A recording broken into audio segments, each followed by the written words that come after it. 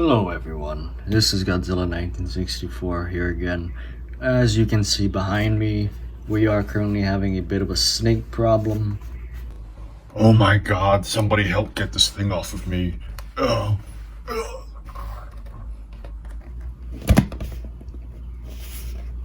Yes. If you'll excuse me, I will not have no mother snakes on my mother set.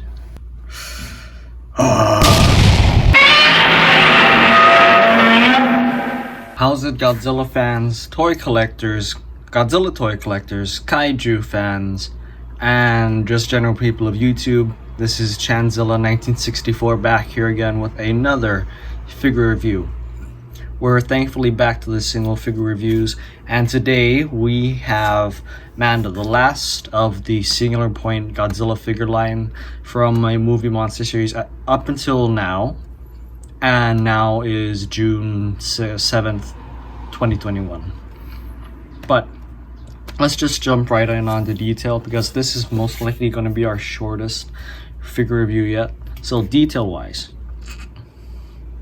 it looks freaking amazing. I mean, from the individual scales to the fin thingies over here, even Amanda's spines, they all look great. Especially Amanda's horns and his antenna. I did not like the antenna look great just as they are. I have no problems with this. Only thing is, I wish that the antenna may have been longer, but I mean, this is still perfectly fine. And I mean, look at this face. I mean, it's almost as scary as Godzilla terrestris, but to me it looks like a goblin shark, or those dragon shark things from the Sea of Japan that came up around 2012, I think. But yeah, now I have two gripes with this figure when it comes on the detail, and one of them is partially also articulation. First up, the tail. Why couldn't they have made the fan for the tail bigger? Because if I recall, in the anime it is much bigger than this. I'd say at least this big fin to fin. I might be wrong, but I just wish they made the tail bigger, in my opinion. But the detailing for the tail, even though it's small, looks very nice.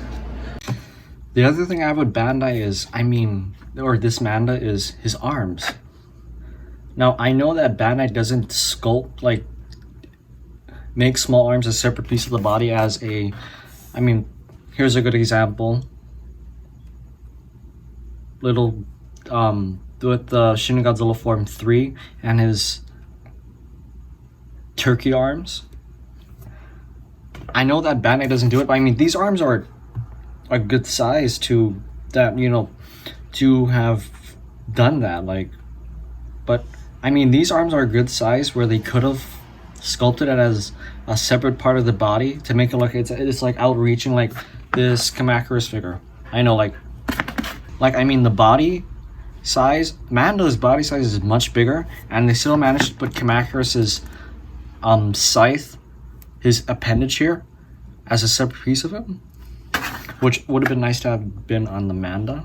But sadly, Bandai, I'm not sure if Bandai had a rush with this one. It's still a good figure. That's just one of the other gripes that I have with this one. Okay, on to Manda's color really quickly. Bandai did a really good job here with the light blue, the sea green blue coloration on Manda's body, which is its base plastic, and the horns and the spikes on the top, all colored all the way down to the tail. Finally they did it again. They colored the spikes all the way down to the tip of the tail. The fins and the tail fin were all red, which is great, awesome. And then this underbelly over here was just this plain white color. And yes, it was painted all the way to the tip of the tail too, so good job on paint job for this one, Bandai. The fins, on the other hand, though, this one there was a little bit of overspill of paint, and then this one, the tips of the hooks, the mantis claws, are painted, yes, but everything else was not painted, so it just looked like it had one claw thing. Ionorai has 1, 2, 3, and then 1 at the elbow. But I mean, in general, Bandai did a very good job with this paint, and yeah, he just did awesome. But on articulation for Manda, as you guys may have seen, he has 1 in his head, 1 in his one third way through his body, and then another one between his tail and his midsection. I mean, I didn't expect any articulation except for the head in Manda, so the other two are a nice surprise. I wouldn't have expected articulation here though, because I mean, it'd be pretty insane to articulate these arms. But it would have been nice to have them as a separate appendage. Scaling for Manda, I think, works pretty well, because in the episode where Godzilla Quadrilus finally does something, he is, I'd say, about the same size or a little bigger than Manda, and I mean, it works. But I mean, for Godzilla Quadrilus, when he bites Manda, I know that Manda's like really skinny, so it's possible Godzilla Quadrilus might have to be much bigger to fit and scale with the show. But I mean, for play value, I think it works perfectly. And I have Godzilla Ultima here because in the most recent episode of Godzilla Singular Point, he finally fights Manda like that one clip in the trailer. And then it's a good representation of the scene. The sizing is perfect. The only thing is, if we get a coiled version of this Manda, it would be awesome because you could coil around Godzilla. But I mean, this is still perfectly fine because for photos, just don't shoot this part on. But I mean, yeah, scaling, this Manda scales perfectly with the Godzilla Ultima figure. I mean, the Godzilla Singular Point figure line. And yeah, now for the question I ask every review: would I recommend you guys add this figure to your collection? If you're a Godzilla fan, definitely, because this is the first Manda Bandai has ever put out. I know there's 2 currently done by YMSF. I only have the 1, but I would definitely recommend you guys get this if you're a Bandai collector and a Godzilla fan, because I mean, it's Manda. We rarely get figures of Manda. If you're just into it for play value, I mean, it's a give and take, because there's not really much play value with this noodle. I mean, you can make him twist and look like he's swimming and slithering, but he's just, aside from that, he's just kind of a stiff figure, to say the least.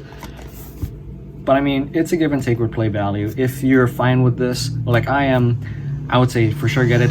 If you're not so okay with it, then I mean, like I said, it's give and take. I would recommend that you possibly get the YMSF Manda because it's more positioned, like it looks more dynamic. The YMSF Manda that came out a ways back ago, the coiled up version, not the new one that came out. I mean, the new one that came out is also really good, so I recommend you get both of them from YMSF. But this one is, I mean, it's just a static figure. But that will be all for today's review. I mean, I know I rag on this one figure a lot, but I feel like Bandai could have done much better with this. And if you guys like this video, please leave a thumbs up down below. If you guys want to see more kaiju news, Godzilla toy reviews, and Godzilla news, do subscribe. And please leave a comment down below because it really helps out the channel a lot. This is Chanzilla 1964 signing out. Peace, peace. Before Chanzilla leaves and before this video is over, I have one announcement to make. We should be getting 2 Godzilla Store exclusive figures from the Godzilla ride sometime this week, so do be expecting those reviews soon. Hopefully they come in soon. If they do not, I will definitely keep you updated.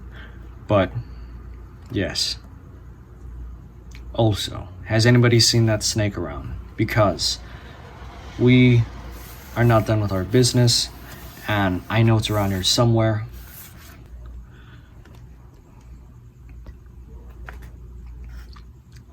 Yes.